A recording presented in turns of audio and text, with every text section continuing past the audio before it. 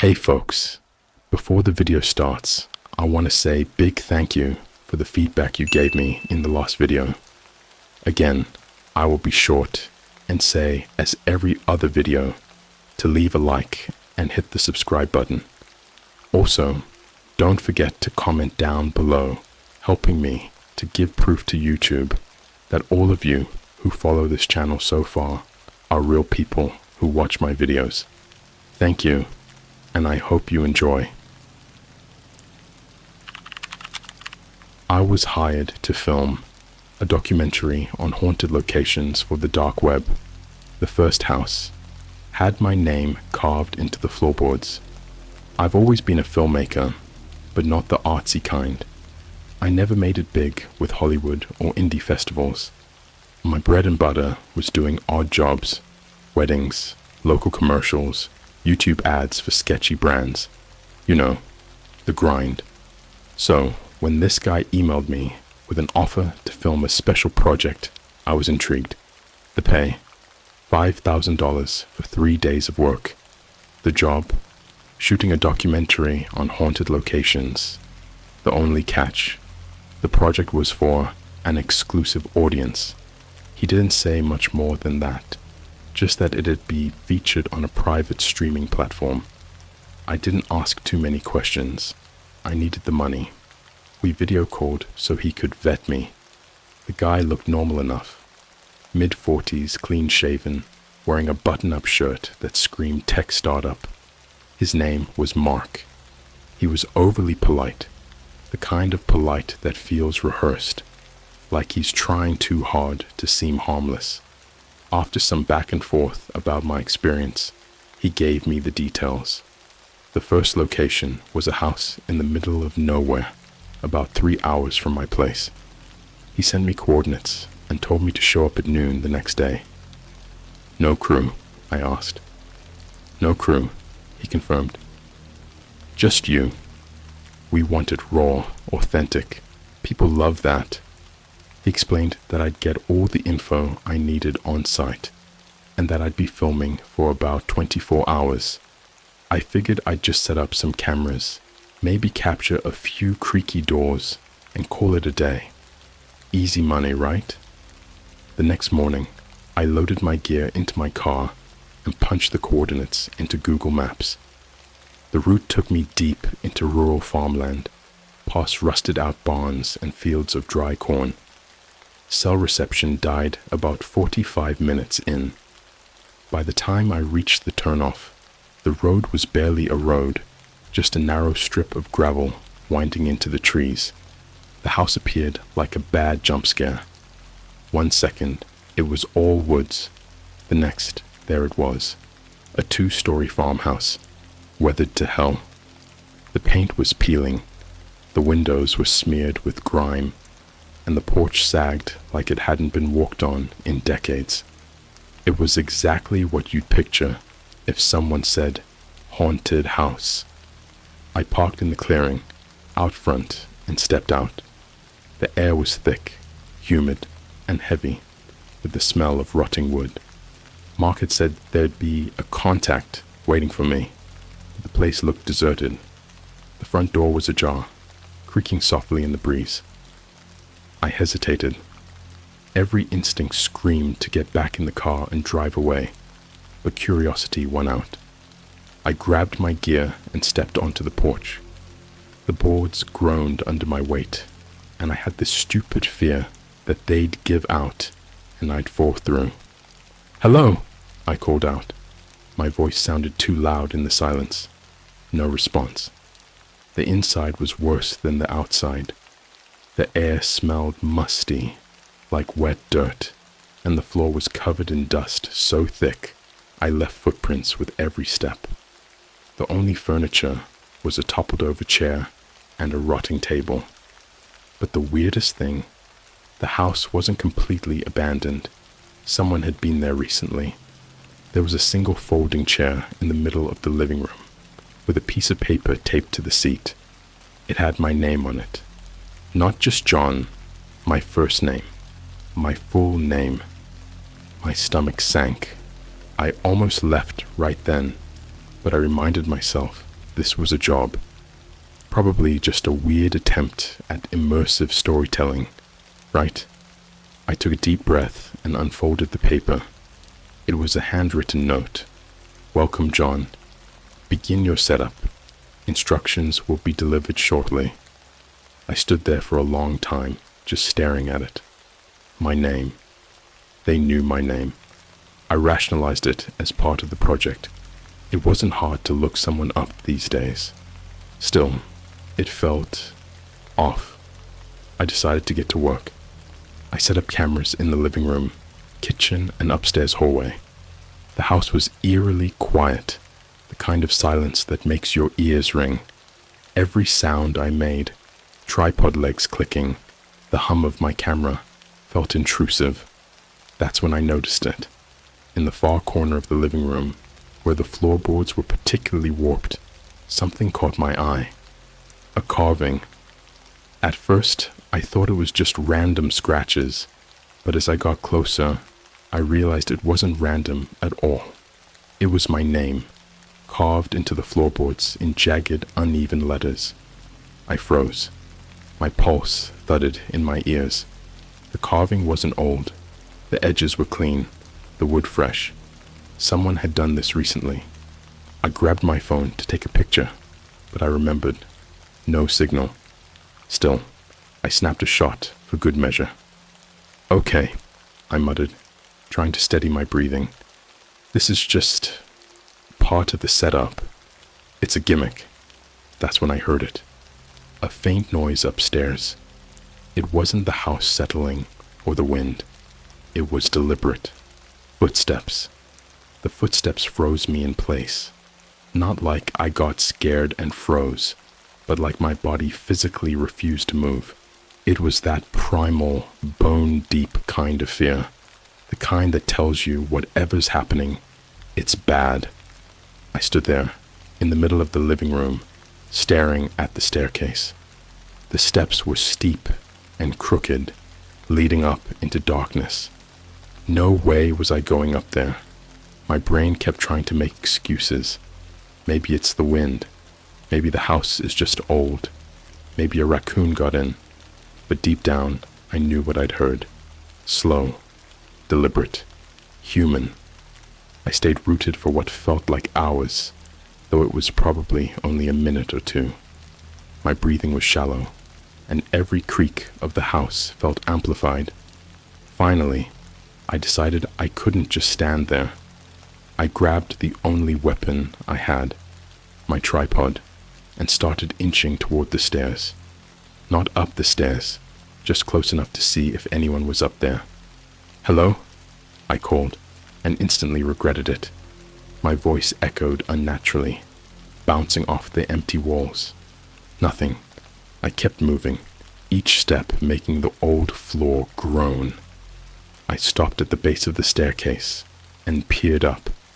The light didn't reach far, but I could make out the top landing. It was empty. "Is anyone up there?" My voice cracked, which was embarrassing, but at this point, I didn't care. Again, nothing. No footsteps, no creaks, just silence. I exhaled, shakily. Okay, the house is messing with me. Houses do that, right? Old houses make weird sounds. I told myself it was fine, but the logic didn't stick. My instincts were screaming at me to get out. I backed away from the staircase and turned my attention to the cameras. I had 3 set up already, but I felt like I needed to cover more ground. If I was going to be stuck here, I might as well capture whatever was happening. Maybe I could prove to myself it was just my imagination. I went to grab another camera from my bag, but when I turned around, I froze again. The folding chair with the note? It wasn't in the same spot. It had moved, only about a foot to the left, but it was enough to make my heart jump. I knew I hadn't touched it. I'd barely gone near it since picking up the note. Okay, I muttered under my breath. Okay, this is fine. This is fine. It wasn't fine. I set up a 4th camera, aiming it directly at the chair. If it moved again, I'd catch it. That gave me a weird sense of control, like I was in charge of the situation. I even said out loud, "If you want to freak me out, you're gonna have to do better than that." I shouldn't have said that. As soon as the words left my mouth, the house responded. It started as a low rumble, like a distant growl. I couldn't tell where it was coming from, but it vibrated through the floorboards, up through my legs. Then came the creaks. Not random creaks. Movement. Slow, deliberate movement from above me.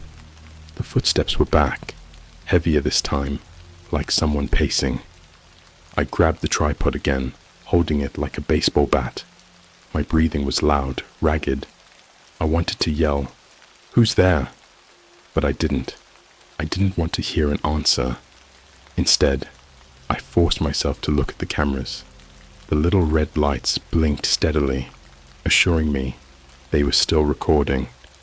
Whatever was happening, at least I'd have proof. The pacing upstairs stopped abruptly. Silence again. I clenched the tripod, waiting for the next noise, the next sign of whatever or whoever was up there. But instead of a sound, it was a smell that hit me. Rotten, pungent, like meat left out in the sun. I gagged and covered my nose with my sleeve. The stench was coming from the kitchen.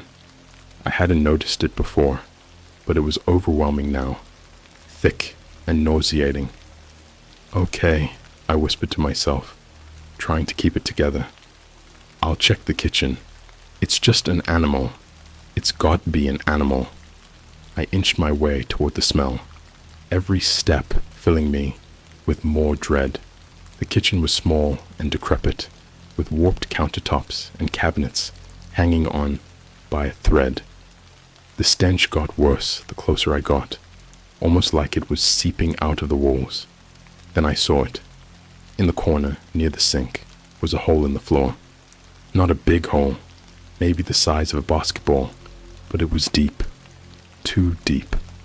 I shined my flashlight into it, expecting to see dirt, or maybe some animal nest, but it was just black. The beam of my flashlight didn't penetrate the darkness. It was like the hole swallowed the light. I crouched down, squinting, trying to make sense of it, and then it moved. Something inside the hole shifted, just barely, but enough to send me scrambling backward. I didn't see what it was, just the motion, like a ripple in water. I was done. I grabbed my bag and bolted for the front door.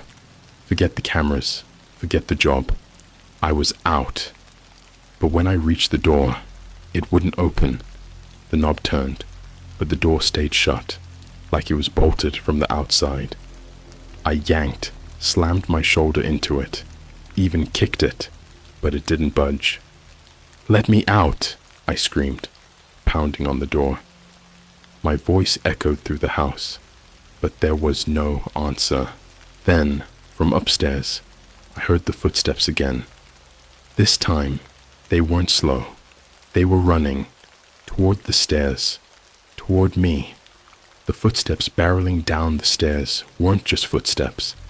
They were a thunderous, deliberate stampede. Whoever, or whatever, was up there wasn't just moving. It was coming for me. My brain went haywire. Fight or flight? Neither felt like an option. The door wouldn't budge, and I wasn't about to face whatever was charging down the stairs. My hands scrambled across the walls, looking for anything. Another door, a window, something that could save me. And then, just as suddenly as they started, the footsteps stopped. Dead silence. I was frozen, my back pressed against the front door, tripod still clutched in my hands, like it could actually protect me. My eyes darted to the staircase. The top of it was obscured in shadow. Whatever had been running stopped just out of sight. My heart pounded so hard, it felt like my chest might explode. I could feel the air in the house change, heavier, colder, like the atmosphere had been sucked out and replaced with something unnatural. Then, a voice. It wasn't loud. In fact, it was barely above a whisper, but it echoed in the silent house like it had been screamed. Leave! The word sent a chill through my entire body. It wasn't angry or threatening. It was flat, emotionless, and it was coming from the top of the stairs. Leave! This time it was louder, sharper, like someone had shouted it directly into my ear. I flinched and dropped the tripod, the clatter breaking the eerie quiet. I scrambled to pick it up, and when I looked back at the staircase, there was a figure at the top. It was hard to make out at first, just a shadowy outline, but as my eyes adjusted, I saw it more clearly. It wasn't human.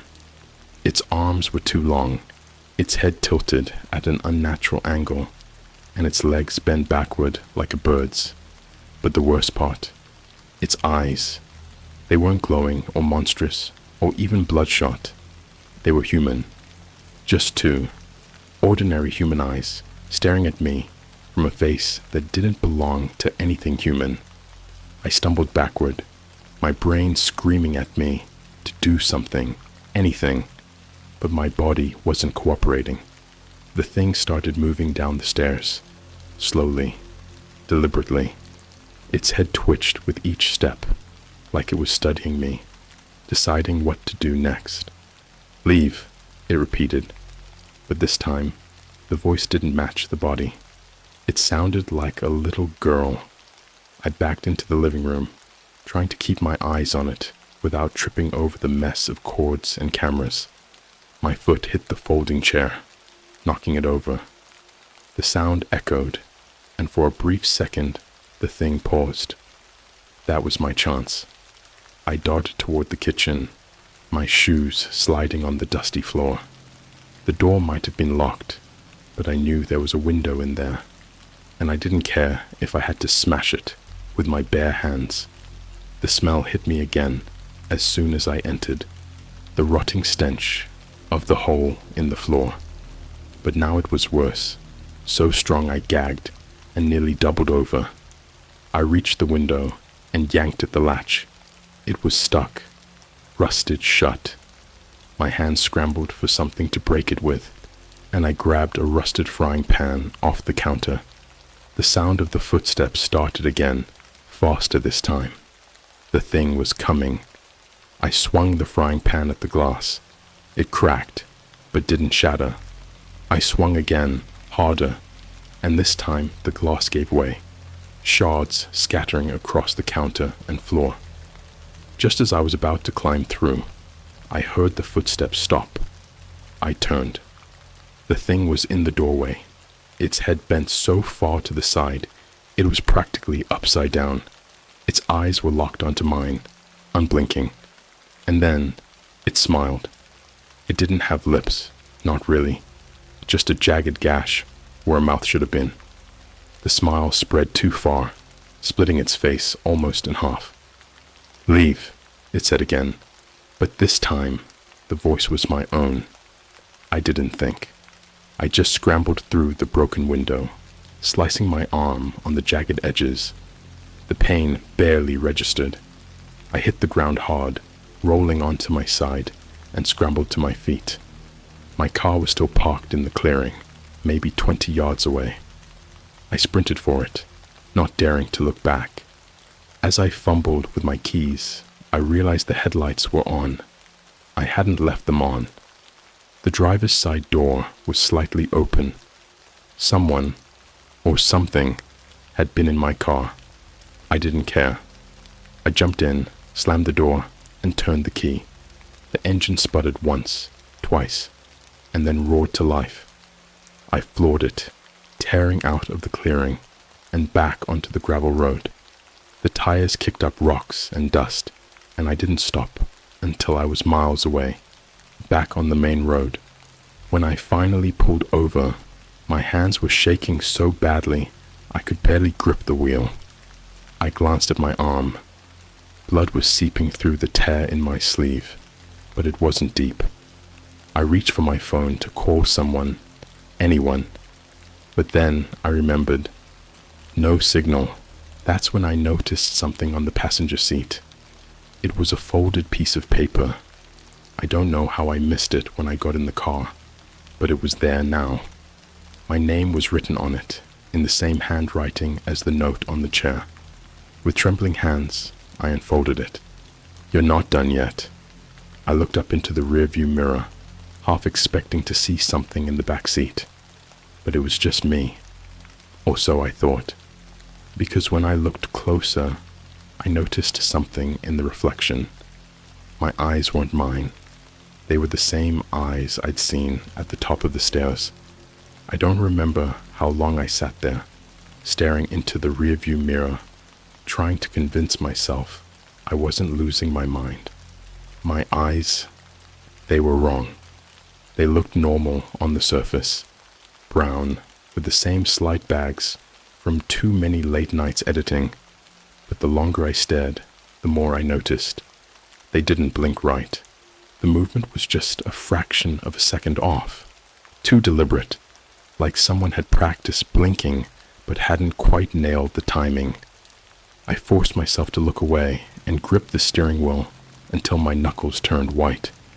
My heart wouldn't stop pounding, and my brain wouldn't stop screaming the same question over and over. What the hell is happening?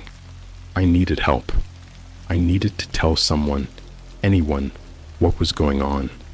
But who could I call? What could I even say? Hey, I think my eyes aren't mine anymore, and there's something in a haunted house trying to kill me. Yeah, right. I finally started driving again, heading back towards civilization, or at least the gas station I'd passed hours earlier. As the gravel road turned into asphalt, my phone buzzed.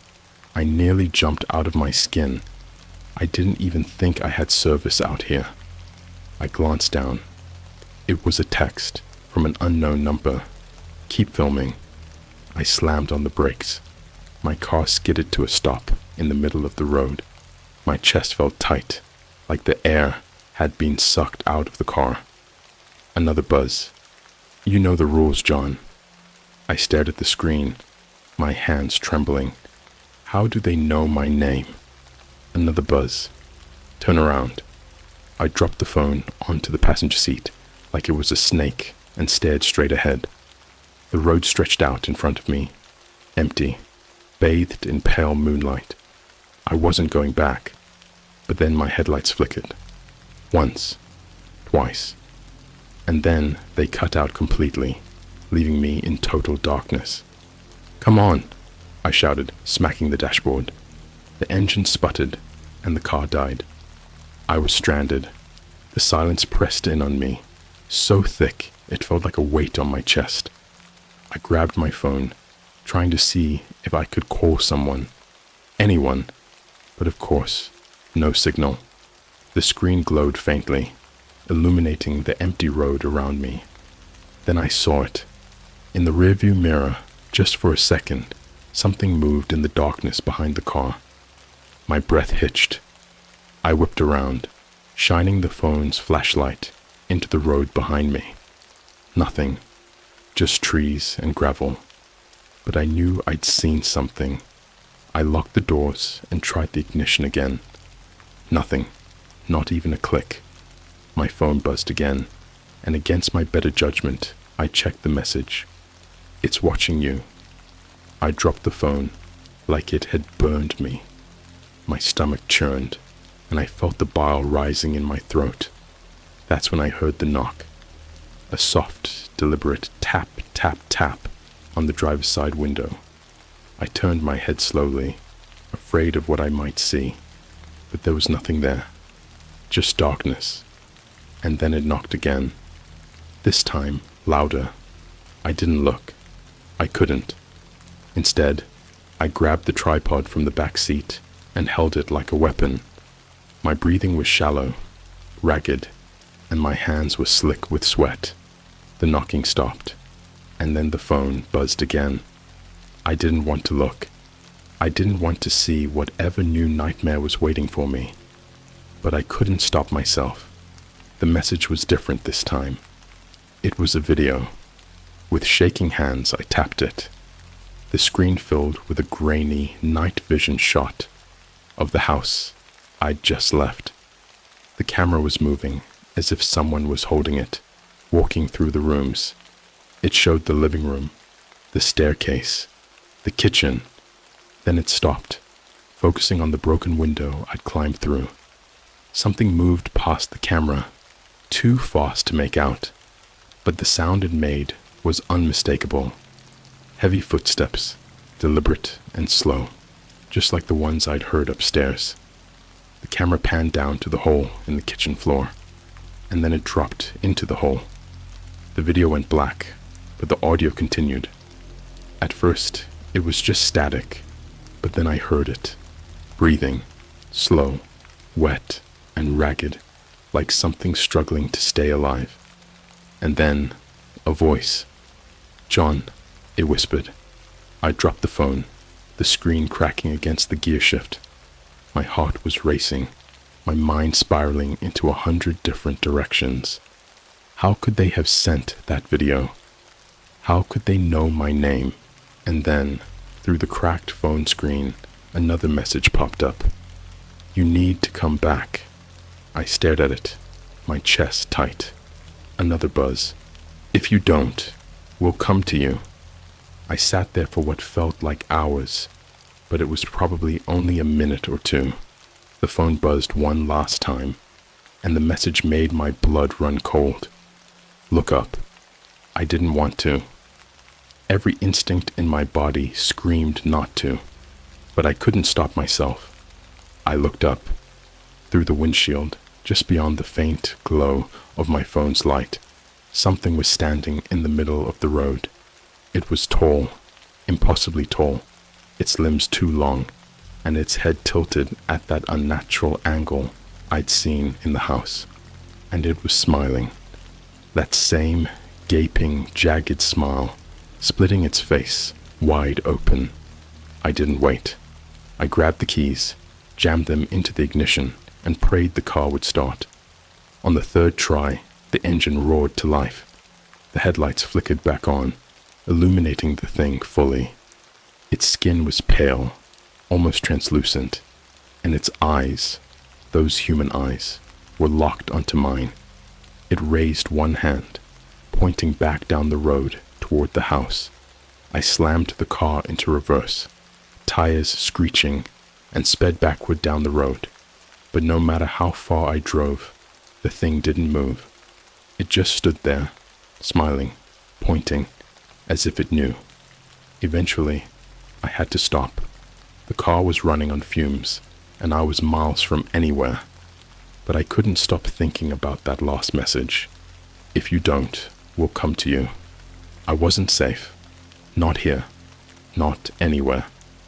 I looked into the rearview mirror again, half expecting to see the thing standing behind me. But instead, I saw something worse. My eyes. They were smiling. I don't remember the drive home. I must have made it there somehow, because I woke up slumped over in my car, parked in my driveway. The sun was just starting to rise, casting long shadows across the empty street. I sat there for a long time, gripping the steering wheel like it was the only thing keeping me tethered to reality. My hands wouldn't stop shaking, and my chest felt like it was caving in.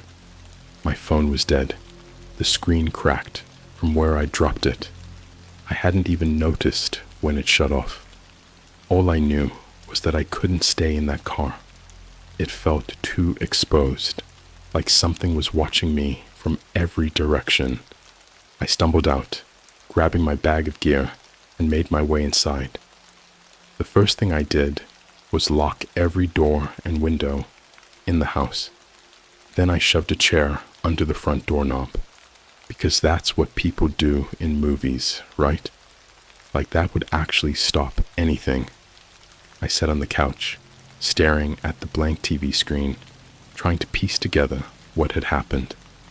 I wanted to tell myself it was all some elaborate prank, that Mark or whoever he was had set the whole thing up to mess with me. But I couldn't explain the text messages, or the thing on the road, or the way my own eyes had stared back at me, wrong in every possible way. I needed proof. My cameras. I tore through my bag, pulling out the memory cards from each one. If the house had cameras running, if something was actually there, it would all be on film. I jammed the first card into my laptop and opened the files. The footage was wrong. At first glance, it all looked normal. The timestamps were consistent, the angles exactly where I'd left the cameras. But when I started playing the clips, I realized the house wasn't empty. There was movement. Little things, barely noticeable at first. A shadow darting across the kitchen, the chair shifting slightly in the living room. Then, as I clicked through the timeline, the activity escalated. Around 3 a.m., one of the cameras caught something coming down the stairs. It was just a shape, too blurry to make out clearly, but it moved like a person, slow, deliberate, one step at a time. I skipped ahead to the kitchen footage, to when I'd broken the window. I watched myself scramble through the jagged glass, panicked and bleeding, but as I stumbled out of frame, something appeared behind me. It crawled out of the hole. It wasn't fast, more like it was testing its limbs, stretching them as it pulled itself onto the floor. Its arms were too long, its head too big, and its movements were jerky, like a puppet being yanked around by invisible strings. I paused the video, my stomach twisting into knots. Then I noticed something I hadn't seen before. The corner of the screen, a pair of eyes peeking out from the shadows near the sink. Not glowing, not monstrous, just human, and they were staring directly at the camera. I slammed the laptop shut. I couldn't watch anymore, but the sound of footsteps stopped me cold. They were coming from upstairs. I don't live with anyone. My house isn't big. It's just a one-story bungalow with an attic that I never go into. But the sound was unmistakable.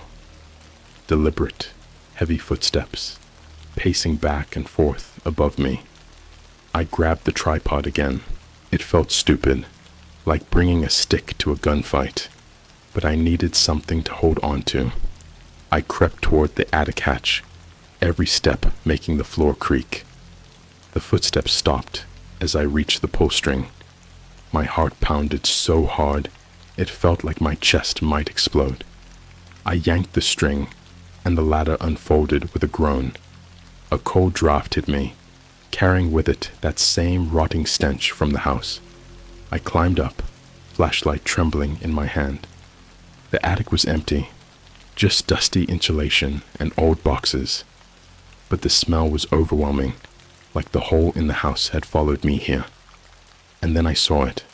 In the far corner, carved into the wooden beams, was my name. Not just once, dozens of times. It covered every surface, scratched into the wood with jagged, uneven strokes. My full name, repeated over and over again, like a mantra. I backed away, nearly falling off the ladder. That's when I heard it. "John!" It came from behind me. I spun around, the flashlight beam catching something in the corner. It wasn't a shadow, and it wasn't human. It was crouched low, its limbs folded unnaturally, its face hidden behind stringy black hair. But I could see its eyes. My eyes. "Keep filming," it whispered, its voice overlapping with mine. I scrambled down the ladder, slamming the attic hatch shut behind me. My chest was heaving, and my vision blurred as I stumbled back into the living room. My laptop was open. I didn't leave it open. On the screen was a live feed. The cameras I'd left at the house, the living room, the staircase, the kitchen, they were all there, still recording. And in every frame, standing perfectly still, was me. Not just one version of me, Dozens. They were everywhere, in every room, staring directly into the cameras. I slammed the laptop shut and threw it across the room. The screen cracked, but I didn't care. My phone buzzed in my pocket, and I almost didn't check it, but my hands moved on their own, pulling it out and unlocking the screen. A new message. You're part of it now. I dropped the phone, my entire body trembling. My reflection in the TV screen was smiling at me, but I wasn't smiling. I ran out of the house, leaving everything behind. Laptop, cameras, phone. The sun was fully up by now, but it didn't make me feel any safer. I don't know how far I drove before I finally stopped, but I couldn't shake the feeling that I wasn't alone. And I was right, because as I looked into the rearview mirror, I saw myself sitting in the back seat, smiling. I found my mother's name on a dark web list of experimental subjects. She passed away when I was born. Alright, so this is a story I never thought I'd tell anyone. It's one of those things where the more you think about it, the less it makes sense. But at the same time, it's so real to me that I can't just brush it off like a bad dream. I'll start from the beginning because honestly, I need someone, anyone, to tell me I'm not crazy. So, a few months ago, I was on my usual nightly internet rabbit hole. You know, scrolling through Reddit, watching random YouTube videos, and just trying to avoid my responsibilities. Typical stuff. I've always had this weird fascination with the dark web. Not because I'm into anything illegal or shady, but because it feels like this mysterious place that's way bigger than we can comprehend. Like, we all know the surface web is just a tiny fraction of what's actually out there, right? But what's really on the dark web? That's what always got me curious. Now, before anyone jumps down my throat, I wasn't trying to do anything sketchy. I wasn't looking for illegal marketplaces or anything. I was just exploring. I'd found this forum, a place people use to share dark web stories. Most of them seemed fake or exaggerated. Like that, I found a live stream of someone watching me. Nonsense. But one post caught my attention. It was titled, Hidden Experiments List. Do you know these names? It sounded like your run-of-the-mill conspiracy theory, but the comments were what really hooked me.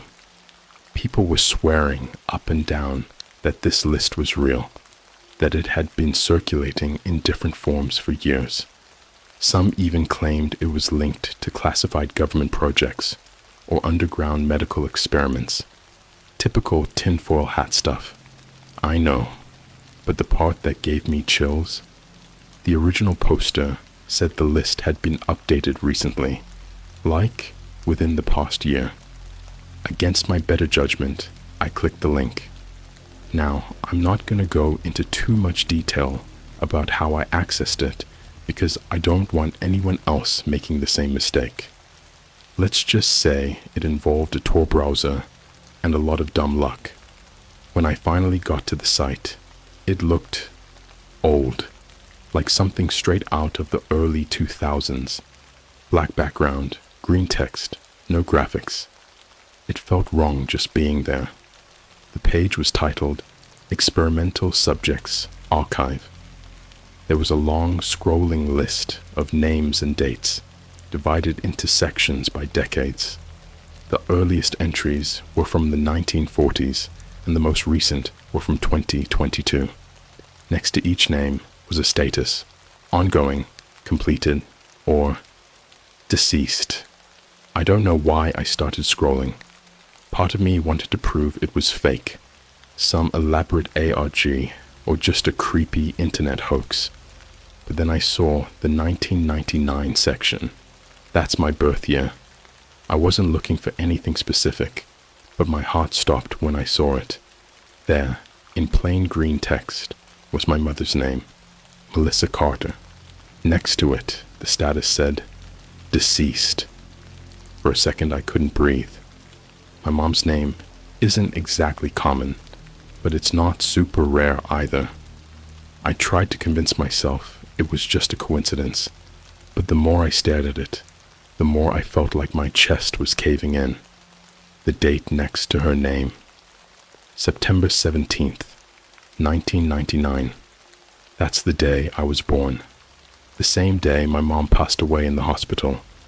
I don't remember her, obviously. She died from complications during childbirth, and it was just me and my dad after that. He didn't like to talk about her much, said it hurt too much. All I had were a few old photos and a bracelet she'd made for me while she was pregnant. But here's the thing. Why would her name be on this list? She was just a regular person, a school teacher, for crying out loud. The whole idea of her being involved in some kind of experiment sounded ridiculous. And yet, there it was. I should have stopped there, closed my laptop, shut it all down, and gone to bed. But I didn't. I clicked on her name. It opened a file. Most of it was blacked out, but there were a few sentences I could read. They were short, clinical, stuff like Subject 1875, Successful implantation, Observed abnormalities post-birth, Status, Experiment terminated, Maternal fatality. I swear, my heart felt like it stopped beating. What did that even mean? Implantation, abnormalities, terminated. Was this some kind of sick joke? Before I could process any of it, the screen glitched. For a split second, I thought my laptop had crashed, but then a message popped up in red text. Unauthorized access detected. Logging IP. I slammed my laptop shut so hard, I thought I'd broken it. My hands were shaking, my pulse was racing, and all I could think was, what did I just do? That night, I barely slept. Every little sound in my apartment felt like someone breaking in. I kept looking at my phone, half expecting some government agent to show up at my door. But the scariest part wasn't the website or the message. It was the realization that I knew almost nothing about my mom's life. And whatever this was, it had somehow been connected to her death. When I woke up the next morning, I told myself I'd imagined it, that I'd fallen for some elaborate internet prank. But deep down, I knew better. Something about that list felt real, too real, and if it was, then I'd just stumbled into something way bigger than I could handle. What the hell had my mom been a part of? The next day was a blur. I couldn't focus on anything. Not work, not errands, not even my usual doom scrolling through social media. All I could think about was that list, the words on the file, and that chilling message about logging my IP. Every time my phone buzzed, I jumped. I kept imagining faceless men in suits barging through my door, grabbing my laptop, and disappearing me like some Netflix docudrama. But the thing is, nothing happened. Not that day, not the next. A week passed, and life carried on as usual. The fear faded, but the questions didn't. It felt like that file had sunk its claws into me, and the deeper I tried to bury it in my mind, the tighter it gripped. What the hell had my mom been involved in? And why did I suddenly feel like her death wasn't natural? I knew I couldn't just let it go. The website might have been a dead end, literally, but I still had one lead. My dad. Talking to him wasn't going to be easy. We're not exactly the closest, and every time I'd tried to bring up my mom in the past, he'd shut me down. It was like he'd built this impenetrable wall around her memory. But I figured I had an angle this time. I'd just tell him I was working on a family history project or something. The call went about as well as you'd expect. "Dad," I started, trying to keep it casual. I was thinking about Mom the other day. I realized I don't know much about her. Do you remember anything about when she was pregnant with me?" There was a long silence on the other end of the line. Then, his voice, quieter than usual. "Why are you asking about this now? I feel like there's so much I don't know. You never talk about her, and I'm old enough to handle it now." "You don't need to handle anything," he said sharply. "She loved you. That's all that matters. But I don't want to talk about this, okay? Just drop it." And with that, he hung up. I was furious. Not at him exactly. I knew losing her had wrecked him, but at the whole situation, it felt like every time I tried to find answers, I hit a wall. So, I did the only thing I could think of. I went digging through old boxes in my apartment. My dad had given me a bunch of my mom's stuff when I moved out, most of it packed away in a big dusty trunk I'd never really opened. I didn't expect to find much, maybe a few keepsakes or letters, but it was the only lead I had. The first thing I found was a stack of photo albums. Most of them were from before I was born. Pictures of my mom in college, at her wedding, on vacations. She looked happy, normal. Nothing about her screamed secret experiment subject. But then I found something else. An old journal. I didn't even know my mom kept a journal. The cover was worn and plain, with no title or decorations. Inside, her handwriting was small and neat, the ink slightly faded. Most of the entries were what you'd expect. Notes about her students. She was a middle school teacher. Grocery lists, little thoughts about her day. But then, about halfway through, the tone changed. It started with a single line, written in shaky handwriting. "They're watching me." The next few entries were more of the same. I saw the black car again, parked by the school this time. The phone rang, but no one spoke, just breathing. At first, I thought she was just paranoid, but then there was this entry from January 1999. "I don't know how they found me, but they did. I knew this would happen eventually. They're not going to stop until they get what they want. God, I wish I'd never signed that contract." "A contract? What contract?" There was no explanation, just a jagged line scrawled underneath, like she'd pressed the pen too hard. I flipped through the pages frantically, looking for more, but the entries stopped abruptly after that. The rest of the journal was blank. I sat there for what felt like hours, staring at that last entry. My mom had been scared, terrified. Of who? Of what? And what the hell had she signed up for that made her so paranoid? I thought about the file on that website. Successful implantation. Observed abnormalities. The words took on a whole new meaning now. Was this connected to my mom's pregnancy? To me? I needed answers, and clearly, I wasn't going to get them from my dad. So, I did something I probably shouldn't have. I Googled her name. Most of the results were what I expected. Her obituary, a few old articles about her teaching career, but one link stood out. It was a scanned newspaper article from 1997, tucked away on some obscure archive site. The headline read, "Local teacher involved in controversial study speaks out." I clicked on it so fast, I almost missed the page loading. The article was short, but it told me more than I'd learned in years. Apparently, my mom had been part of some clinical trial run by a company called Gen X Biotech. The study was supposed to be about enhancing prenatal development, but she dropped out halfway through, citing unethical practices. There were no specifics, just a quote from her. I can't talk about what they did, but I couldn't keep going.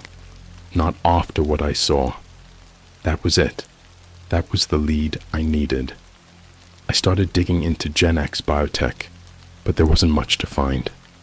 They'd been shut down in the early 2000s, their assets sold off to some other company. The few articles I could find talked about lawsuits and allegations of human rights violations, but everything was vague. It was like someone had gone out of their way to erase them from history. But then, I found something buried in an old Reddit thread. A user claimed to have worked for one of Gen X's subsidiaries and mentioned a project called Eden. According to them, it was all hush-hush, but it had something to do with creating designer babies, the kind of science that skirts the line between innovation and playing God. It sounded crazy, like something out of a bad science fiction movie, but the more I read, the more it started to make sense. If my mum had been involved in something like that, if I was the result of some genetic experiment, then maybe that was what the website meant by abnormalities. Maybe I wasn't normal. And if that was true, what did it mean for me? I was so wrapped up in my research that I didn't notice the time. It wasn't until my stomach growled that I realized it was nearly midnight. I shut my laptop and headed to the kitchen to make something quick. That's when I saw it. There, on my counter, was my mom's bracelet, the one I'd left in the trunk hours ago. I froze. The bracelet wasn't supposed to be there. I'd last seen it in the trunk, buried under my mom's things. It was delicate, woven threads of red and blue, fraying slightly at the edges with a small silver charm attached. I'd never taken it out. I didn't even like touching it because it felt too personal, too fragile. And yet, here it was, lying in the exact center of my kitchen counter, like someone had carefully placed it there. I didn't move for what felt like an eternity, just staring at it. My mind raced with every possible explanation, none of them good. Did I bring it out and forget? Remember, that trunk had been sealed shut for years, and I'd only opened it for the first time earlier that day. Did I accidentally leave it somewhere while I was unpacking? Also, no, I hadn't touched the bracelet, period. So how the hell had it gotten there? The silence in my apartment felt oppressive, heavy, like the air had turned into something I couldn't quite breathe. I glanced at the front door. It was locked. The chain was in place. Same with the windows. I even double-checked just to be sure. Everything was secure. I picked up the bracelet, the threads rough against my fingertips. That's when I noticed something else. The charm. It had been blank before. Just a smooth, round piece of silver. Now, there was something etched into it. Tiny, faint letters that looked almost like scratches. It said 1875. The same number from the file. Subject 1875. My mom's experiment number. I dropped the bracelet like it had burned me. My heart was pounding so hard, I thought I might pass out. My mind jumped to the worst-case scenario. Someone had been in my apartment. Someone who'd taken that bracelet out of the trunk and left it here for me to find. But why? And how? I grabbed my phone and called my dad. The phone rang twice before he picked up, his voice groggy. "Do you have any idea what time it is?" "Dad," I said, my voice shaking, "did you ever notice anything weird about Mom? Like, before I was born?" "What?" he asked, confused. "What are you talking about?" "I'm serious. Did she ever mention anything strange happening? Did she act different?" There was a pause. I could almost hear him waking up, the gears in his brain starting to turn. "She was stressed a lot, especially during the pregnancy," he admitted finally. "She was always worried about something. but I figured that was just, you know, normal pregnancy stuff. She was worried about people watching her, I pressed. She wrote about it in her journal. And the experiments. She mentioned a contract, Dad. Did you know about that? There was a sharp intake of breath on the other end of the line. Where are you getting this? His voice was tight now, defensive. I found her journal. She was scared. She thought someone was following her. And then I found this. I broke off, glancing at the bracelet again, sitting there like a loaded gun. I can't explain it, but something's not right. I need to know what she was involved in. He sighed heavily. Look, I don't know what you've been reading, but your mom, she had a vivid imagination, okay? She worried about things that weren't real. It was just stress. That's all. But what if it wasn't? I said, frustration bubbling in my chest. What if... Stop, he interrupted. This isn't healthy. You're digging up stuff that doesn't need to be dug up. Let it go. And just like that, he hung up again. I wanted to scream. He was hiding something. I could feel it, but I didn't know if it was out of fear, guilt, or something worse. Either way, it was clear I wasn't going to get any answers from him. I was on my own. That night, I couldn't sleep.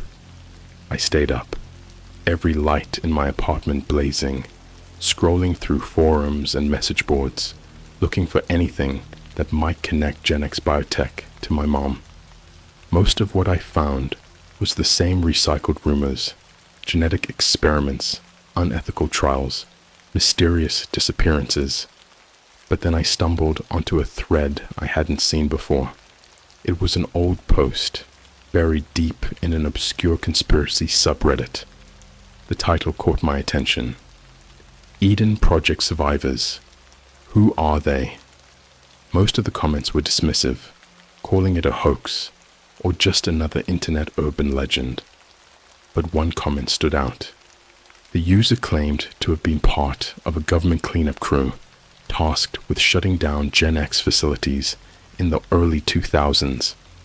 They mentioned something that made my blood run cold. Eden wasn't just about prenatal development, the comment read. They were trying to create something, enhance it. People involved in the project weren't volunteers. They were chosen. And they weren't just studying the mothers. They were studying the babies too. The pieces were starting to come together, and I didn't like the picture they painted. My mom hadn't just been part of an experiment. She'd been a target.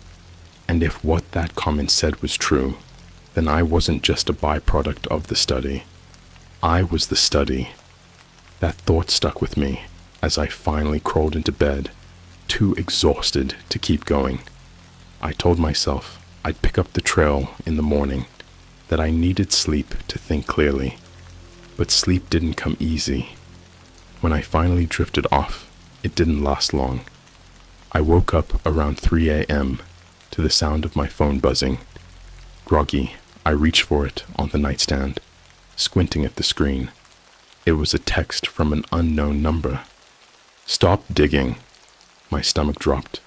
My hand shook as I typed out a reply. Who is this? The response came almost immediately. We're watching.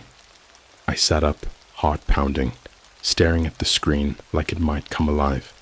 My first instinct was to call the police. But what was I supposed to say? That I'd been poking around in some decades-old conspiracy, and now someone was threatening me. They'd laugh me out of the station. And then, as if things couldn't get any worse, my power went out. The sudden darkness was like a punch to the gut. Every instinct in my body screamed that I wasn't alone. My apartment was dead silent, the hum of the fridge and the soft whir of my laptop replaced by an oppressive, suffocating quiet. I grabbed my phone and turned on the flashlight, its weak beam cutting through the darkness. Slowly, I climbed out of bed and made my way to the living room, my ears straining for any sound. The bracelet was still on the counter, glinting faintly in the light. That's when I saw it.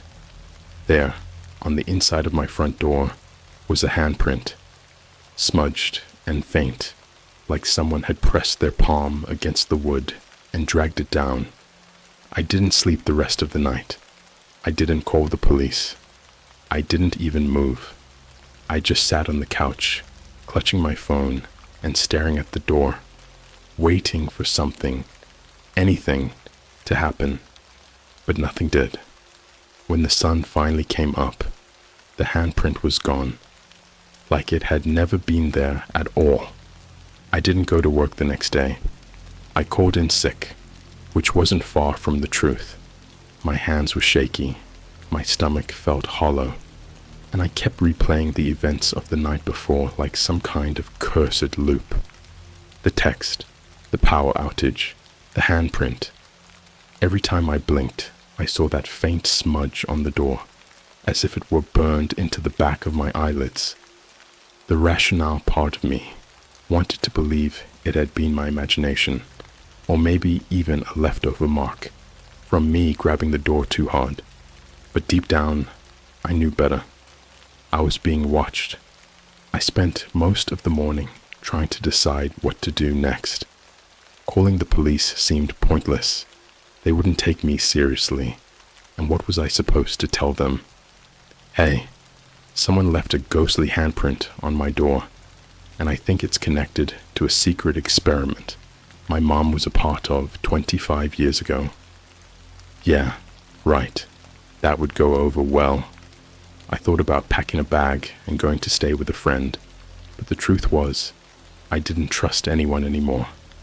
Whoever was behind this, Gen X, or whatever was left of them, seemed to have their tentacles in everything. They knew where I lived. They had my number. They probably knew more about me than I did. The only option I had left was to keep digging. By mid-afternoon, I'd made a little progress. I found a reference to another Gen X experiment, this one called Project Nebula. According to a whistleblower interview I'd stumbled across, Nebula had been a precursor to Eden, an early test phase to see if they could condition participants to become compliant. The whistleblower described it as psychological warfare disguised as medical research. They'd experimented with everything: subliminal messaging, sensory deprivation, even chemical induction. The results were reportedly inconclusive, but the company had deemed it a success anyway. They'd moved on to Eden with optimized methods. The more I read, the more I felt like I was suffocating.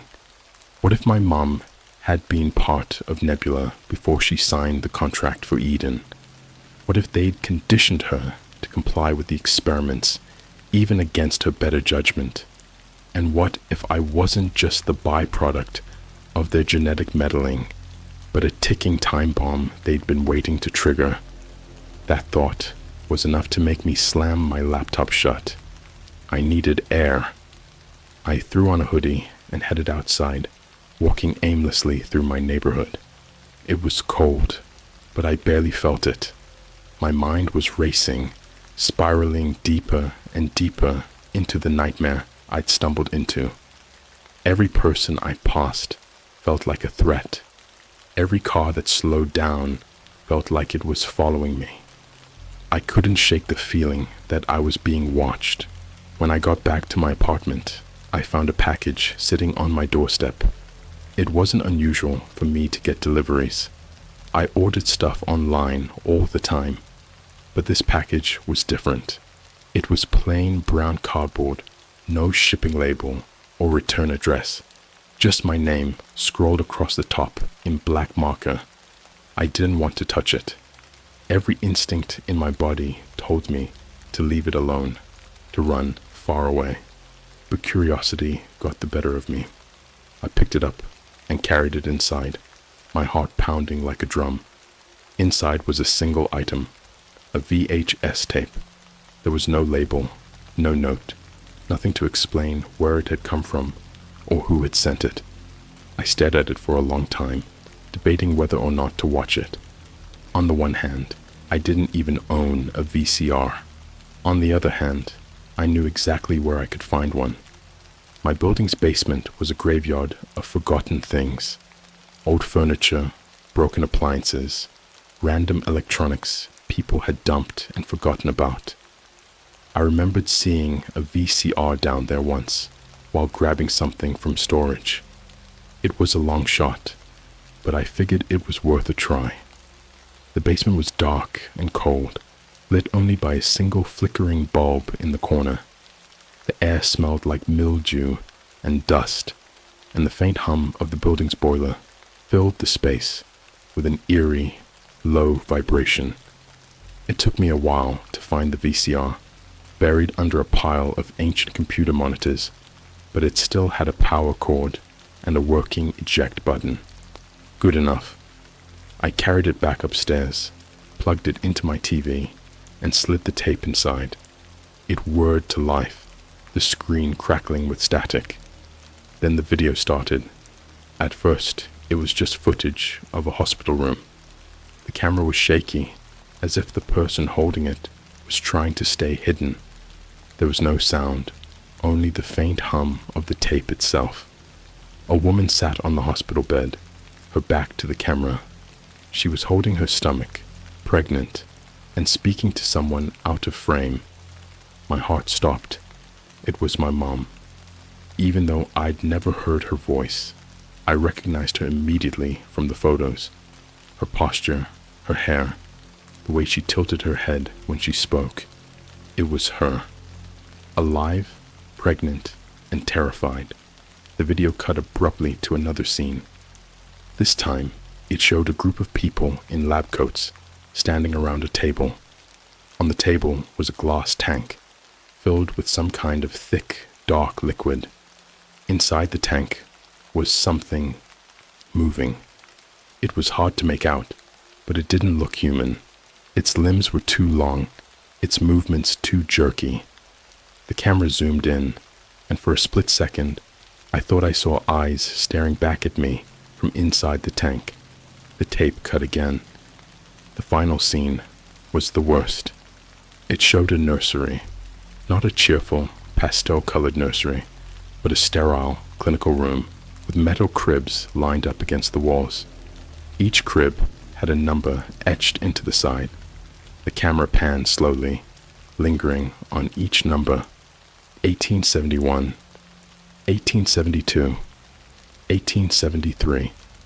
When it reached 1875, the crib was empty. The video ended there, the screen cutting to static. I sat on the floor for what felt like hours, my mind blank and buzzing, all at once. The tape was proof that my mum had been part of something monstrous, proof that I was part of it too. But the tape also raised more questions than it answered. What had been in that tank? What had happened to the babies in the cribs? And why was mine the only one that was empty? I didn't have time to dwell on it. My phone buzzed again, pulling me out of my daze. It was another text from the unknown number. You shouldn't have watched that. Before I could respond, there was a knock at my door. It was sharp, insistent, and too loud to ignore. I crept to the peephole, my breath catching in my throat. There was a man standing outside. He was tall and thin, wearing a black suit and a blank expression. He didn't look like a cop or a delivery guy. He looked wrong, like he didn't quite belong. He knocked again, harder this time. "Open the door," he said. His voice was calm, almost soothing. "We just want to talk."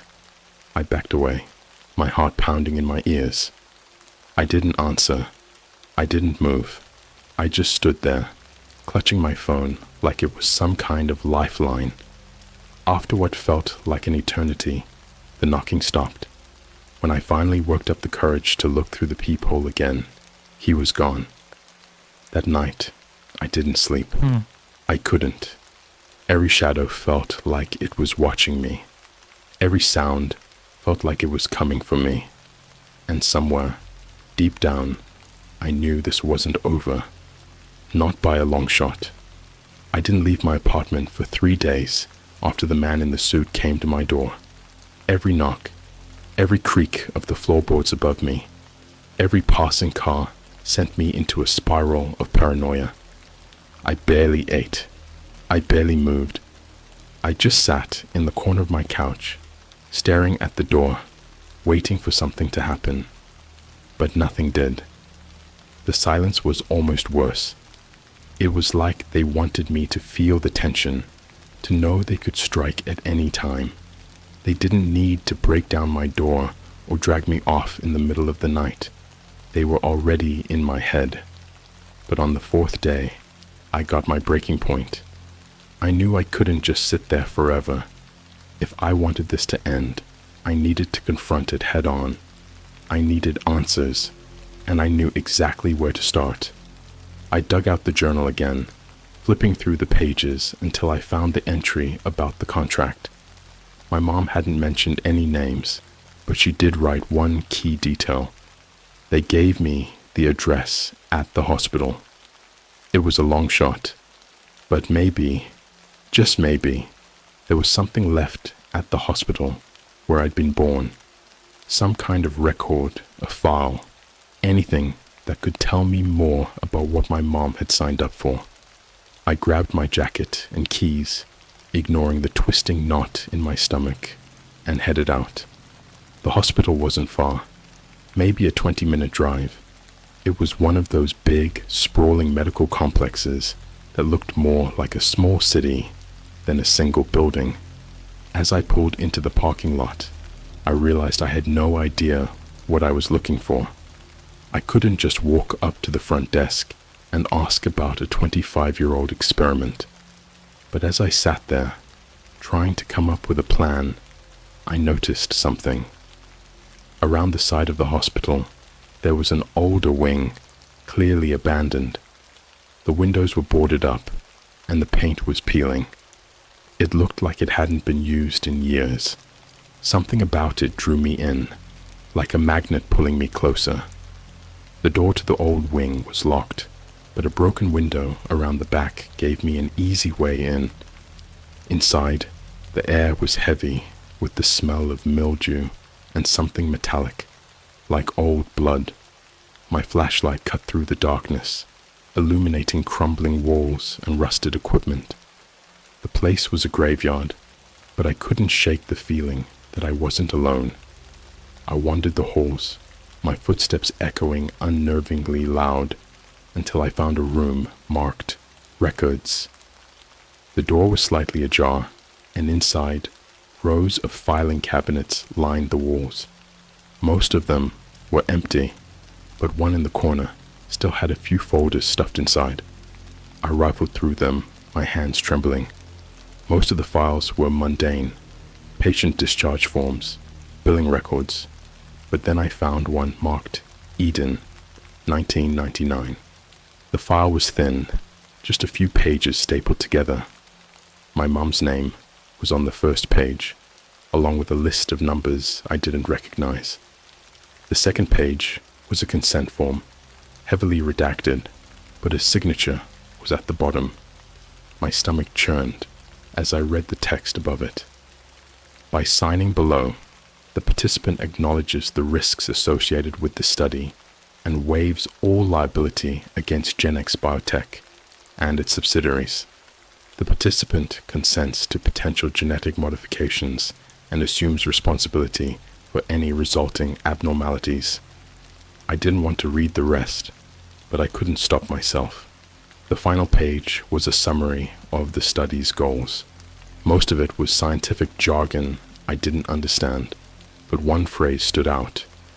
Subject 1,875 exhibits unique markers indicative of a successful integration. My hands started to shake. I felt like I was going to throw up. Whatever they'd done to my mom, to me, it wasn't natural, and it wasn't over. I stuffed the file into my bag and turned to leave, but as I stepped into the hallway, I heard it. A faint, rhythmic tapping. It was coming from further down the hall, just out of sight. My flashlight flickered as I pointed it toward the sound, and for a moment, I thought it was just the wind. But then it came again, louder this time. Tap, tap, tap. It wasn't random. It was deliberate, like someone or something was trying to draw me closer. I should have run. Every nerve in my body was screaming at me to get out of there, but I couldn't move. It was like my feet were glued to the floor. Slowly, I crept toward the sound, my flashlight shaking in my hand. When I rounded the corner, I saw it. At first, I thought it was a person. It was hunched over, its back to me, its limbs too long and too thin to be human. Its head twitched unnaturally, jerking side to side like a broken machine. The tapping sound was coming from its fingers, which it was drumming against the wall in an erratic pattern. I froze, barely breathing. Whatever this thing was, it wasn't normal. It wasn't natural. Then, as if sensing my presence, it stopped tapping. Slowly, it turned its head to look at me, and I nearly dropped the flashlight. Its face, or what was left of it, was twisted and wrung. Its skin was pale and stretched tight over its skull, its eyes dark and sunken. But the worst part was its mouth. It was too wide, filled with jagged teeth, and it curled into a grotesque smile as it saw me. It didn't move at first, just stared at me with those empty eyes. Then it whispered in a voice that sounded eerily familiar. Subject 1875. I don't remember running. I don't remember how I made it out of the hospital or how I got back to my car. All I know is that by the time I came to my senses, I was sitting in my apartment, clutching the Eden file, like it was the only thing keeping me grounded. The creature's face was burned into my mind, and its voice. It wasn't just familiar. It sounded like mine. I haven't slept since. I keep the doors locked, the windows shut, but it doesn't matter. I know they're still watching. I know they're waiting. And now I know the truth. I wasn't just part of the experiment. I am the experiment. And whatever they started 25 years ago, it's not finished. I received a package from a dark web contact that just read, "Open with caution." Inside was a tape recording of my voice chanting. Okay, so before I get into this, let me just say, I wasn't trying to do anything illegal. I'm not some sketchy hacker or a guy looking for black market organs or whatever. I'm just curious. You know, the kind of curiosity that gets you into trouble, like reading about cursed objects at 2 a.m. or Googling how exorcisms actually work after watching a scary movie. I swear, I didn't think it would get this word. It all started about 3 weeks ago. I was having one of those nights where I couldn't sleep. I was spiraling down some Reddit rabbit hole about bizarre internet mysteries, ORGs, unexplained disappearances, creepy YouTube videos. You know the type. Then I saw this thread about the dark web. Classic, right? The usual warnings were there. Don't go on it unless you know what you're doing. Don't click random links, and definitely don't trust anyone who contacts you first. But what really caught my attention was this one comment buried way down. It wasn't even highly upvoted. It said something like, "The truly scary part of the dark web isn't the gore or drugs, it's the people who find you." The phrasing was unsettling. And of course, me being the idiot I am, I decided to check it out for myself. I'll skip the technical stuff. You don't need a step-by-step guide on how to access the dark web. And honestly, I don't want to accidentally inspire someone to try it. But it wasn't long before I was scrolling through all the typical sites. Forums, weird classified ads, hitman services, which I still think are fake. Most of it looked like scams or stuff you'd see in a poorly written crime thriller. Then I found a site called Echo Box. It wasn't flashy, just a plain black page with a search bar and a little tagline. What you seek will find you. Creepy as hell, right? I thought it was some edgy art project, or maybe an RG. I typed in a random word just to test it. Ghosts. The screen glitched for a second, and then a new page popped up.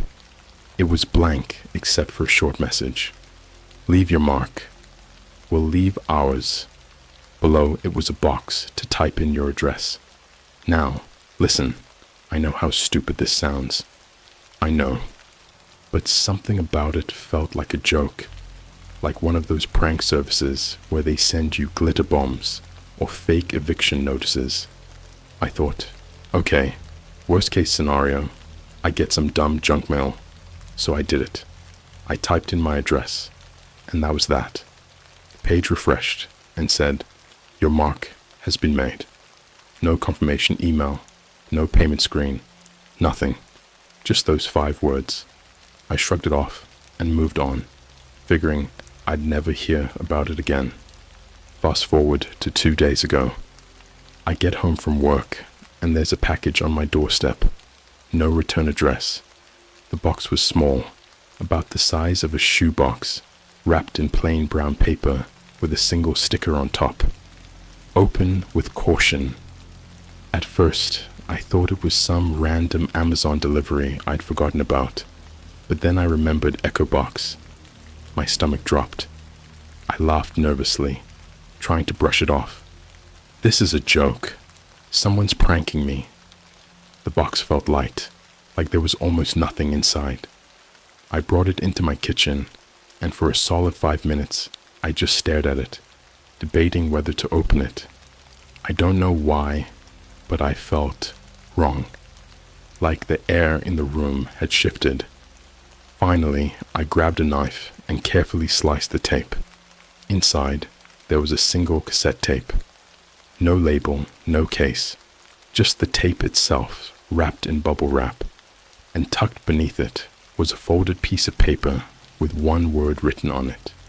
Listen. So, I'm sitting there at my kitchen table, just staring at this cassette tape, like it's going to jump up and bite me. I don't even own a cassette player. Who does anymore? But the more I stared, the more I felt like I needed to hear what was on it. It wasn't curiosity, exactly. It was heavier than that, like an itch deep in my brain that wouldn't go away until I scratched it. I ended up going to this thrift store a few blocks away to pick up an old tape recorder. I told the cashier I was buying it for a project because I didn't want to explain that I was basically following instructions from a mystery package I got through the dark web. The guy didn't care, obviously, but I felt like I needed to justify myself, even to a stranger. Back home, I sat down at my desk, put the tape in, and pressed play. For a few seconds, there was just static, white noise, like you'd hear on a TV without a signal. But then, I heard it. I heard my voice. It was faint at first, almost drowned out by the static, but it was definitely me. I was repeating a phrase over and over, slowly, like I was in some kind of trance. The words were muffled, but I could make out enough to piece it together. I am the echo. The echo will return. I am the echo. The echo will return.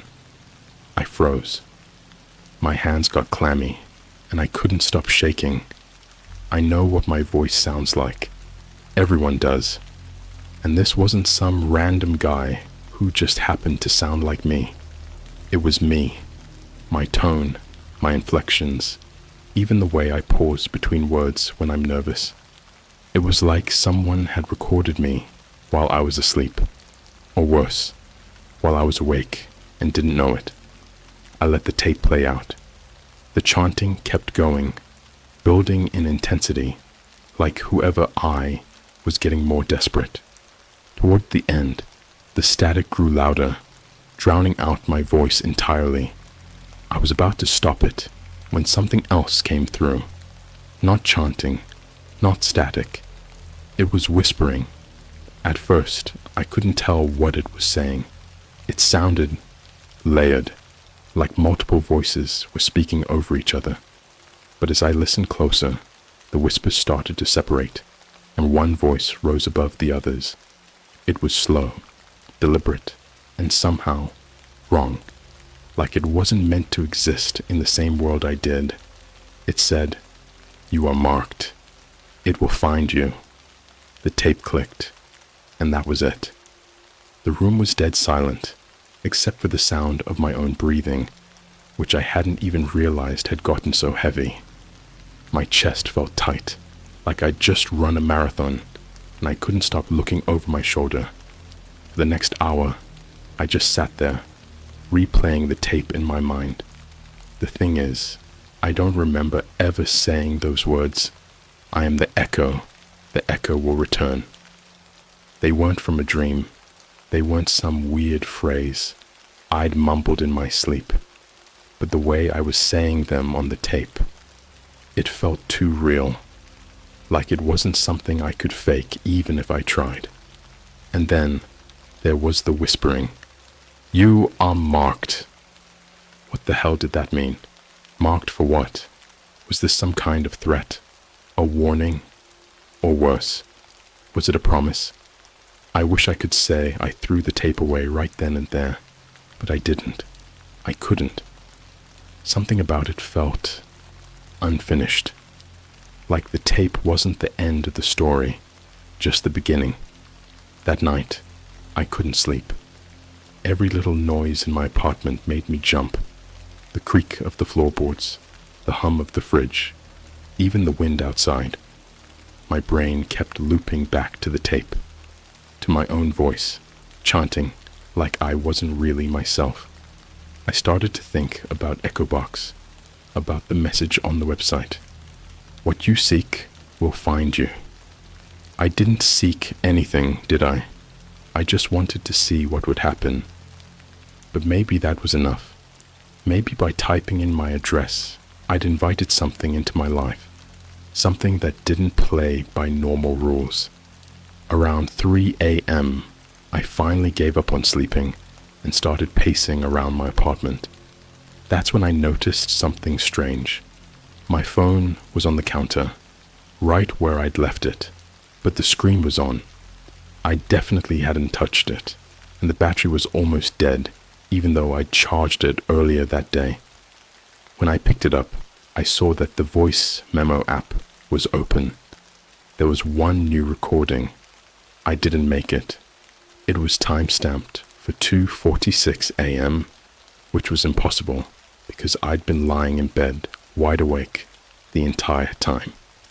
My hand was shaking as I hit play. At first, it sounded like the static from the tape. Then came the whispering.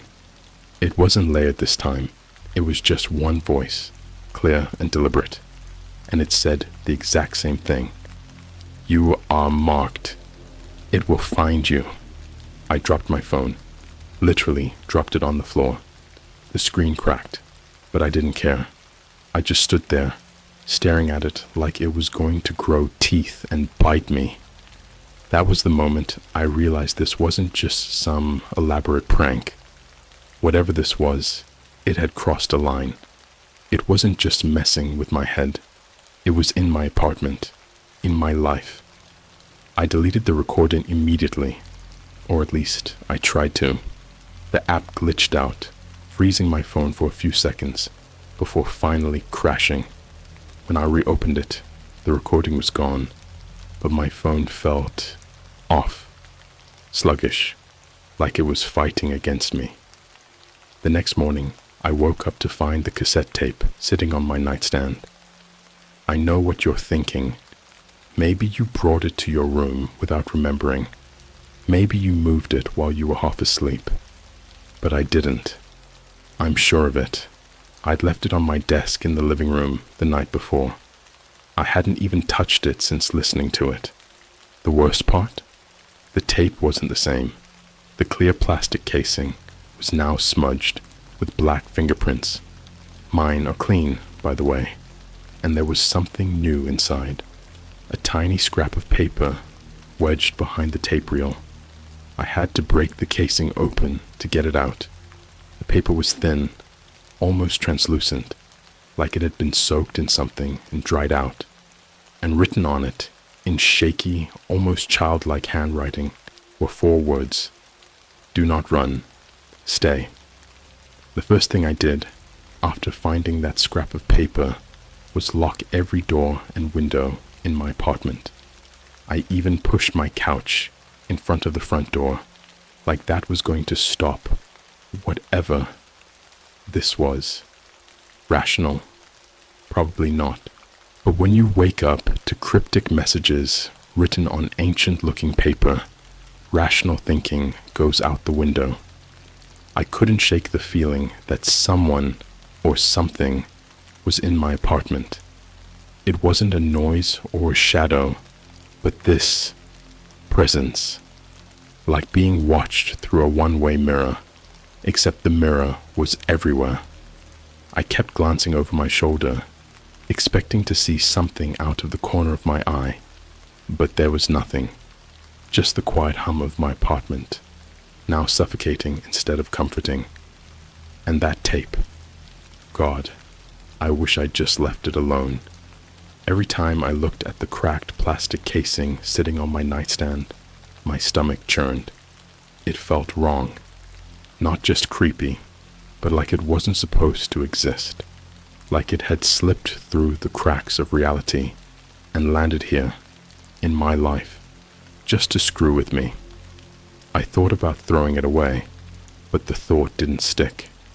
It's hard to explain, but it felt personal. Like the tape wasn't just a random artifact. It was part of me now. I couldn't just get rid of it without making things worse. That night, I barely slept. Every time I closed my eyes, I'd hear faint whispers, too low to make out, but just loud enough to convince me they were real. I kept turning on the lights, checking the corners of my room, the closet, under the bed. Nothing. I even pulled back the shower curtain in the bathroom, half expecting to see a figure standing there. But I was alone. At least I thought I was. Around 2 a.m., my phone buzzed. A text message. My heart practically stopped when I saw the notification. It was from an unknown number. "Why did you try to run?" I stared at the screen, my mind racing. I hadn't told anyone about the tape, or the package, or the message. I hadn't even mentioned Echo Box to my friends. So how did they know? My fingers hovered over the keyboard, but I couldn't bring myself to reply. What was I supposed to say? "Sorry, I panicked." The phone buzzed again. Another text. "Stay where you are." That's when I did something incredibly stupid. I texted back. I don't know what came over me. Maybe it was frustration, maybe it was fear. But I typed out 2 words and hit send. "Who are you?" The response was almost immediate. "I am the Echo. You are marked." I swear to God, I felt my blood turn cold. My hand started shaking so badly, I almost dropped my phone. I didn't reply after that. I couldn't.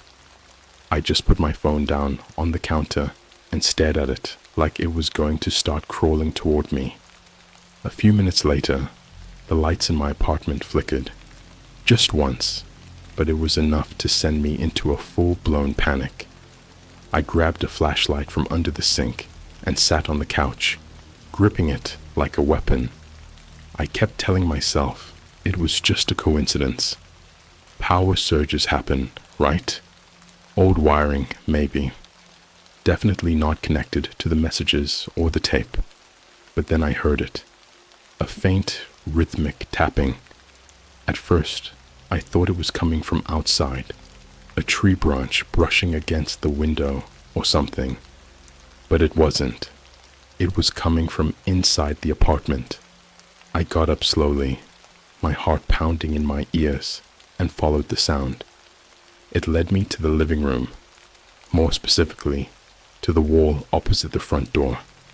The tapping grew louder as I approached, and I swear it started to sound deliberate, like someone was on the other side, tapping out a pattern. I pressed my ear to the wall, and that's when I heard it, whispering.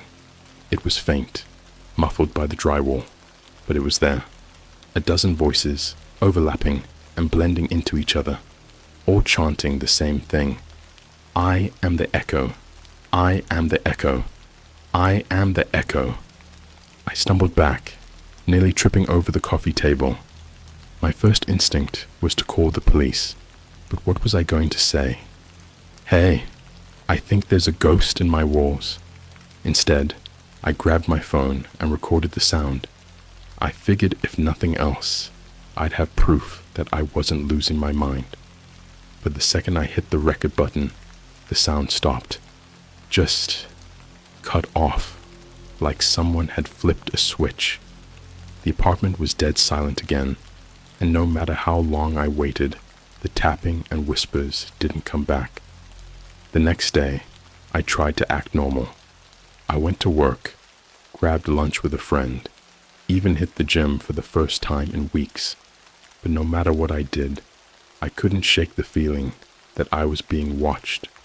People in the office kept asking if I was okay, and I just laughed it off, saying I hadn't been sleeping well, which was technically true. I just didn't tell them why. When I got home, the first thing I noticed was the smell. It was faint but unmistakable.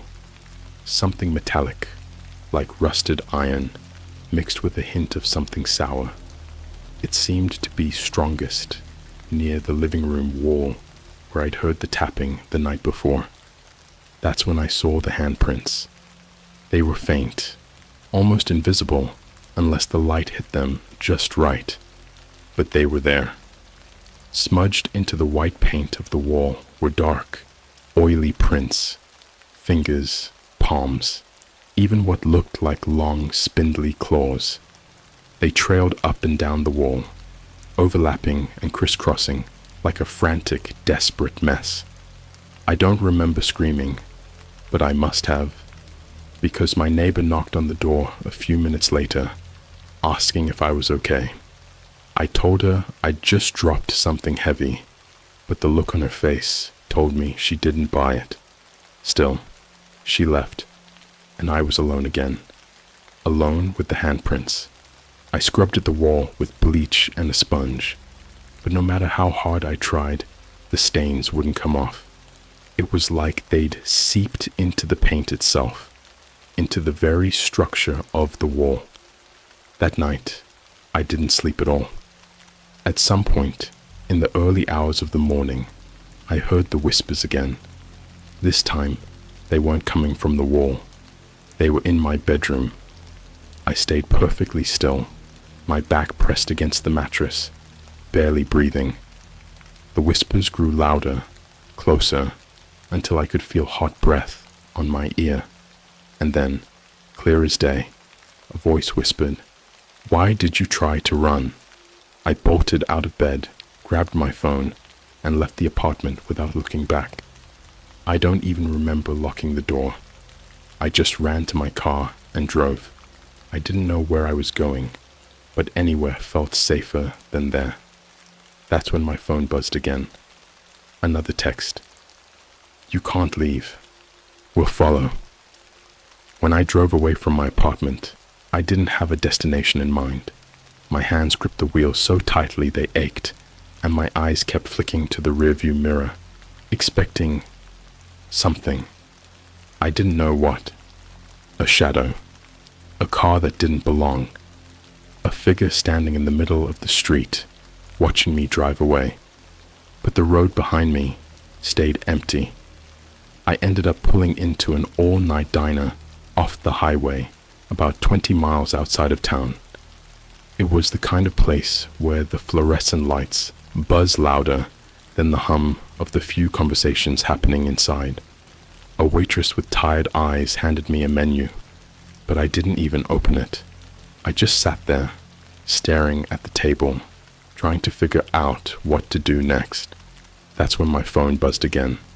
The screen lit up with another text from the same unknown number. Just 3 words. Look behind you. I didn't move. I didn't breathe.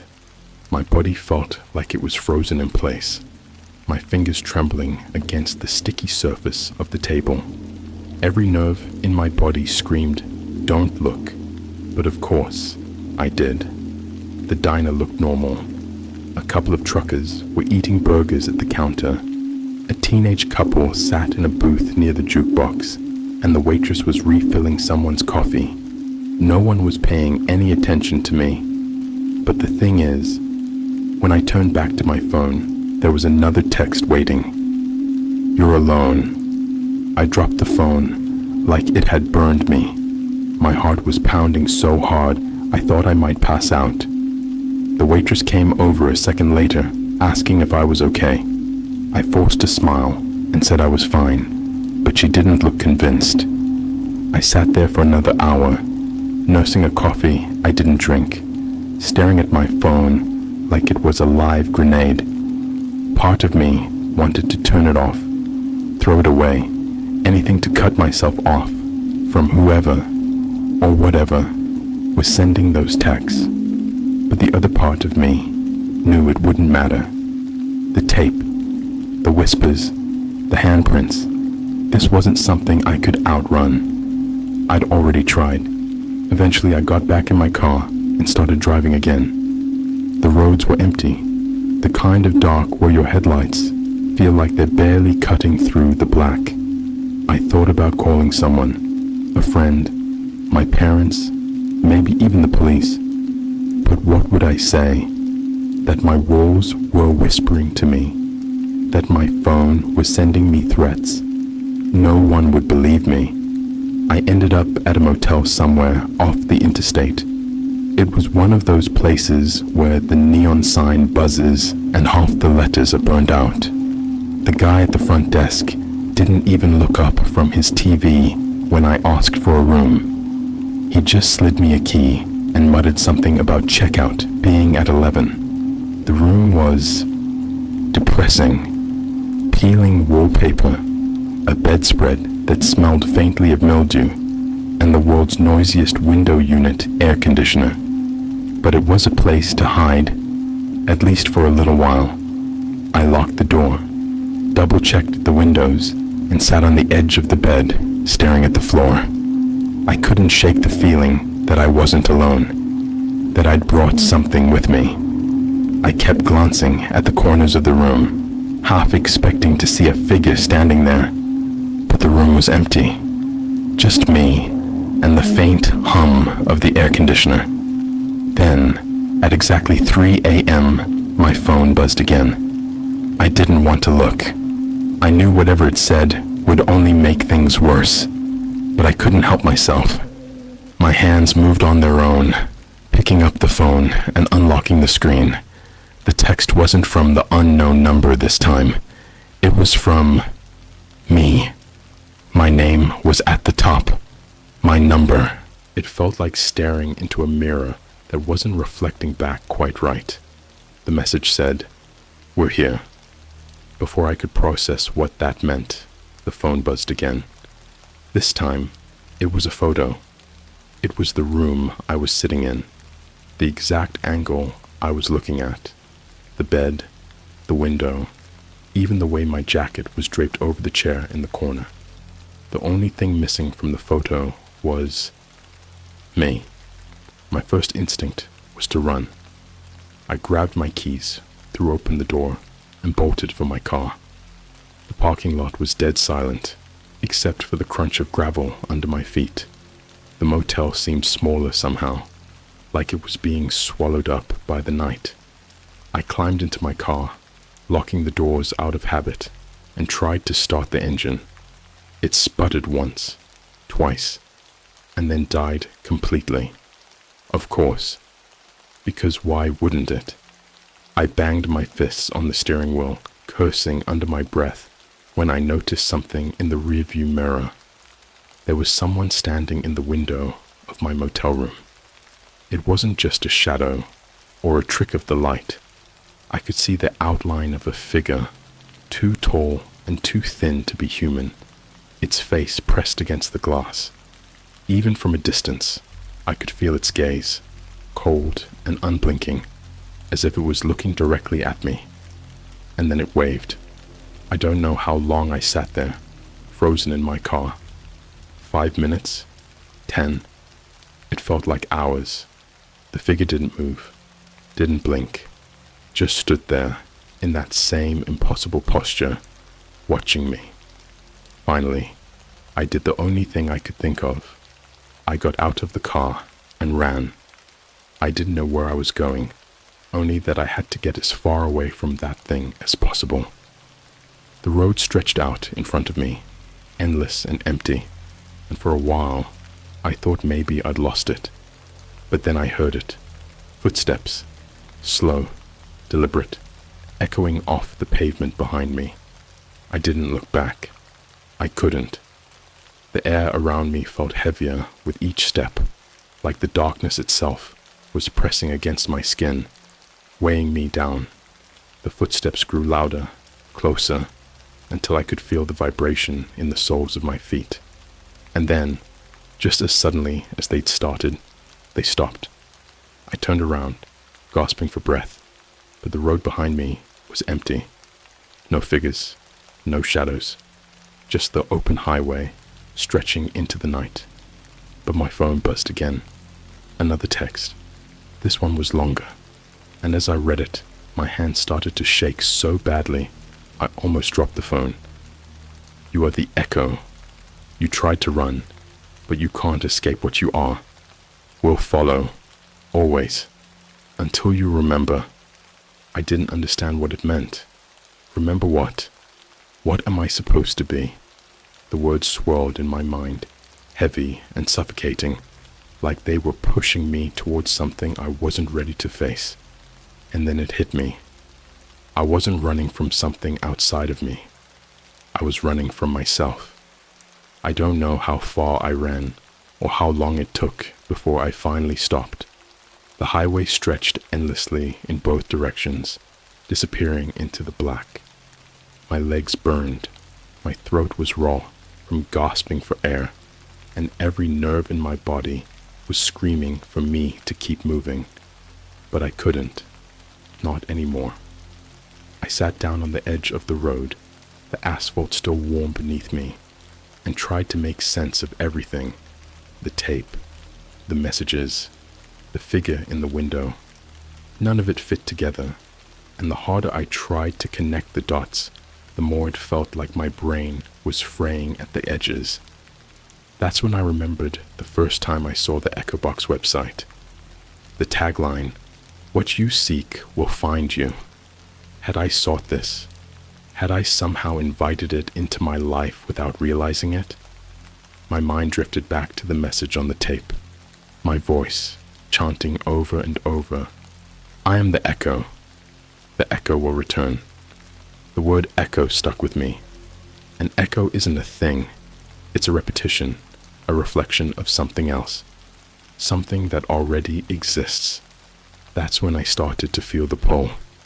It's hard to describe, but it was like a string tied around my chest, tugging me gently in one direction, not physically, but mentally, emotionally. I could feel it in the pit of my stomach, in the back of my mind. It wasn't fear exactly. It was deeper than that.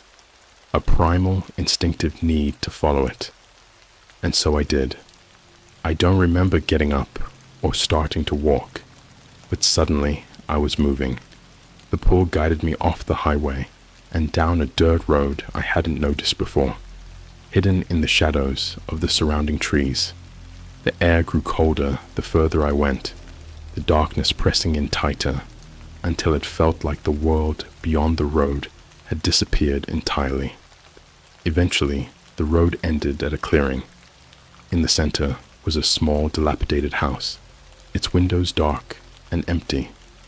It looked abandoned, but I knew that this was where I was supposed to be.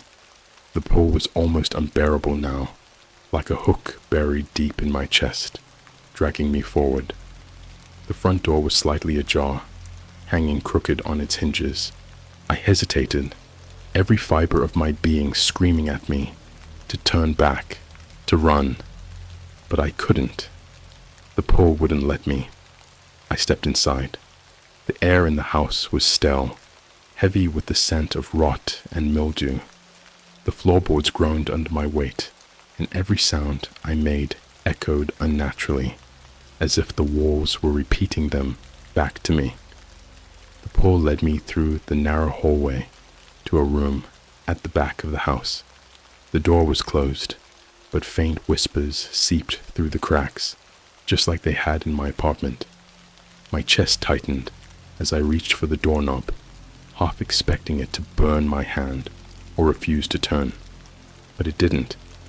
It swung open easily, revealing a small, empty room. And in the center of the room was me. It wasn't a mirror. It wasn't a reflection. It was another version of me, sitting cross-legged on the floor, staring up at me with eyes that didn't blink. Its face was pale and sunken, its clothes damp and torn, like it had been sitting there for days, or longer. It didn't speak, but I could feel its thoughts pressing into my mind, cold and sharp. I didn't need words to understand what it wanted me to know. It wasn't just me. It was my echo. The chanting from the tape came rushing back. I am the echo. The echo will return. The figure on the floor wasn't separate from me. It was a part of me, something I'd left behind or buried deep inside. And now, somehow, it had become real. The whispers in the walls, the messages, the figure in the motel window. It had all been leading me here, back to this moment, to confront what I'd been running from. The thing on the floor tilted its head, watching me, waiting. For what? I didn't know. But as I stared into its hollow eyes, memories I didn't recognize began to surface. Fractured, distorted images of places I'd never been, people I'd never met. And through it all, one thought echoed over and over. You cannot escape yourself. I don't know how long I stood there, frozen in that room, staring at the thing that was and wasn't me. But eventually, the whispers grew louder, filling the air like a swarm of insects. My echo began to move, its limbs jerking unnaturally as it rose to its feet. Its mouth opened, but instead of speaking, it began to chant. I am the echo. The echo will return.